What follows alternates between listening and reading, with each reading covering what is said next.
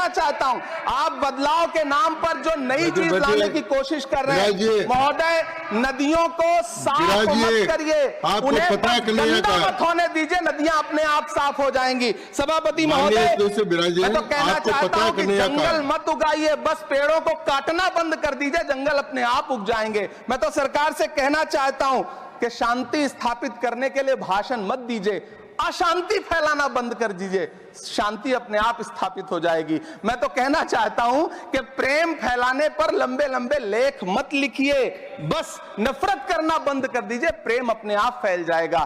खन तक ले चलो या गजल को मुफलिसों की अंजुमन तक ले चलो, मुझको नज़्मो ज़ब्त की तालीम देना बाद में, पहले अपनी रहबरी को आचरण तक ले चलो। सभापति महोदय, मैं न्यू एजुकेशन पॉलिसी पे बात करने के लिए खड़ा हुआ हूं। माननीय मंत्री जी यहां मौजूद हैं। न्यू एजुकेशन पॉलिसी कहती है कि हमारा जोर टीचर्स ट्रेनिंग पर होना चाहिए, लेकिन जो नेशनल सैंपल सर्वे ऑफिस का आंकड़ा है वो कहता है कि इस देश में सिर्फ 13% टीचर हैं जो ट्रेंड हैं।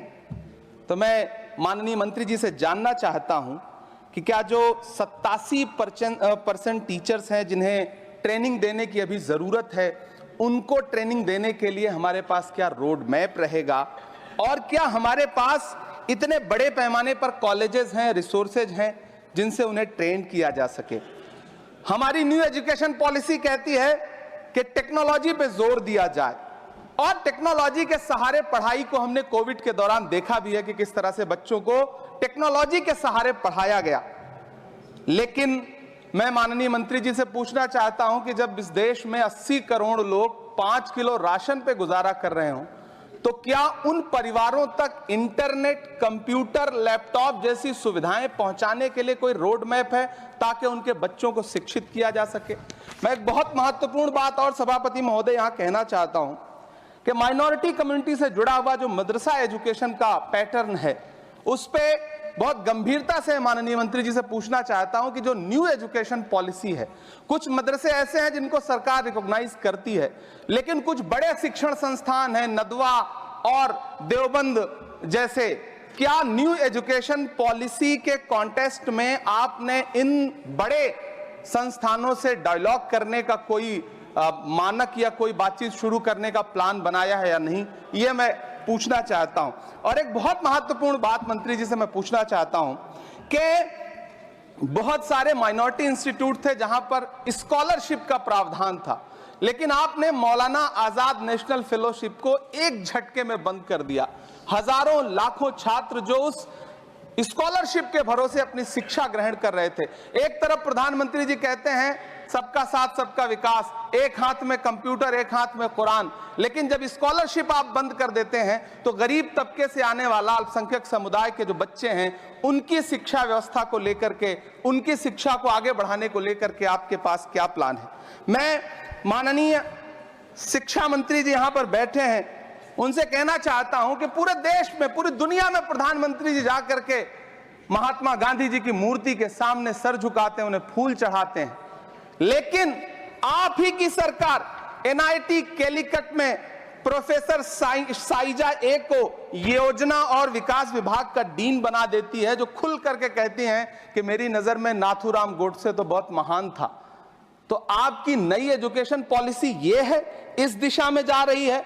मैं आपके महोदय से, सभापति महोदय, ये कहना चाहता हूं कि किस तरह से एनसीईआरटी की किताबों में सांप्रदायिकता को परोसा जा रहा है। माननीय मंत्री जी, क्या आपके संज्ञान में है कि केंद्रीय हिंदी संस्थान और नीपा जैसे जो संस्थान हैं, उसमें अघोषित तौर पर यह कह दिया गया है कि देवनागरी में लिखते हुए जो नुक्ते लगाए जाते थे, जिनको यह कहा जाता है कि वो उर्दू से आते हैं, उनको अघोषित तौर पर रोक दिया है कि नई छपने वाली किसी भी किताब में नुक्ता नहीं लगाया जाएगा।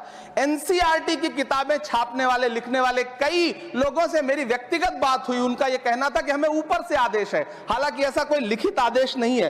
तो मैं आपसे जानना चाहता हूं कि यह नुक्ता हटा करके आप देवनागरी भाषा को मजबूत कर रहे हैं या उसे कर्कश और कमजोर बना रहे हैं? यह मेरा माननीय मंत्री जी से अनुरोध है और यह मैं उनसे जानना चाहता हूं।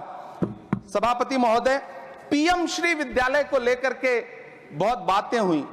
मैं एक चीज कहना चाहता हूं कि गाजीपुर एक जिला है उत्तर प्रदेश में, वहां वीर अब्दुल हमीद विद्यालय है धामूपुर गांव में।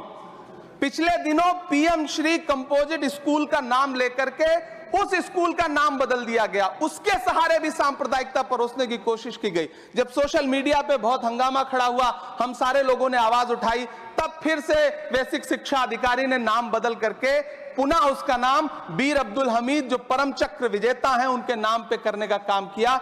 ये इस योजना के थ्रू भी सांप्रदायिकता को जो परोसने का काम किया जा रहा है, उसको मंत्री जी के संज्ञान में है यह बात या नहीं, और रोकने के लिए क्या काम करेंगे। एनसीईआरटी की जो किताबें हैं उनसे हिंदू मुस्लिम एकता के जो चैप्टर हटाए जा रहे हैं। महोदय, एनसीईआरटी की किताबें बच्चों का ज़हन तैयार करती हैं। आप बेसिक तौर पे एक नया इतिहास पढ़ाने के चक्कर में बच्चों को, छोटे बच्चों को जो गुमराह करके उनको एक झूठा इतिहास पढ़ाने का प्रयास कर रहे हैं, आगे चल के दुनिया में वो बच्चे कहां सस्टेन करेंगे। तो मैं माननीय मंत्री जी से कहना चाहता हूं कि शिक्षा और धर्म को एक दूसरे से अलग रहना चाहिए। मैं आज इस विषय पे बात करते हुए एक बहुत महत्वपूर्ण बात और कहना चाहता हूं कि दिल्ली विश्वविद्यालय में पाठ्यक्रम में जो बदलाव किए गए हैं, जिसमें राजनीति विज्ञान के पाठ्यक्रम से भीमराव, रामजी अंबेडकर, मोहनदास करमचंद गांधी, मोहम्मद इकबाल और भारत के संविधान पर आधारित शोध पत्रों को हटाया गया है। दलित लेखक बामा और सुकीरथ राणा को अंग्रेजी पाठ्यक्रम से हटाया गया है। क्या ये चीजें माननीय मंत्री जी के संज्ञान में है? समय बहुत कम है। मैं इस नई एजुकेशन पॉलिसी पर आदरणीय मंत्री जी से और सरकार से इतना कहना चाहता हूं कि आप बदलाव के नाम पर ये जो नई चीजें लेकर के आ रहे हैं, कैंपस में जिस तरह की गुंडागर्दी है, अभी एक माननीय सदस्य ने बोलते हुए जेएनयू का जिस तरह से जिक्र किया कि जेएनयू में इस तरह के नारे लगे, कुछ नकाबपोश लोग आते हैं, नारे लगाते हैं, चले जाते हैं, पुलिस सालों साल गुजरने के बाद उन नकाबपोश लोगों को ढूंढ नहीं पाती है। इतने प्रतिष्ठित शिक्षण संस्थानों को बदनाम करने के लिए जो तरीका सरकार इस्तेमाल कर रही है वो बहुत शर्मनाक है। पिछले दिनों एक महिला भी नकाबपोश, जिसने छात्रावास में लाठी बरसाई थी, डंडे चलाए थे, वो आज तक उसकी पहचान नहीं की जा सकी, दिल्ली पुलिस उसे ढूंढ नहीं सकी। जामिया की लाइब्रेरी में जिस तरह से लाठियां बरसाई गई थी, उनके जख्मों के निशान आज तक नहीं सूखे हैं। अलीगढ़ मुस्लिम विश्वविद्यालय को लेकर के वहां के सांसद जिस तरह की भाषा का इस्तेमाल करते हैं, वो बहुत शर्मनाक है।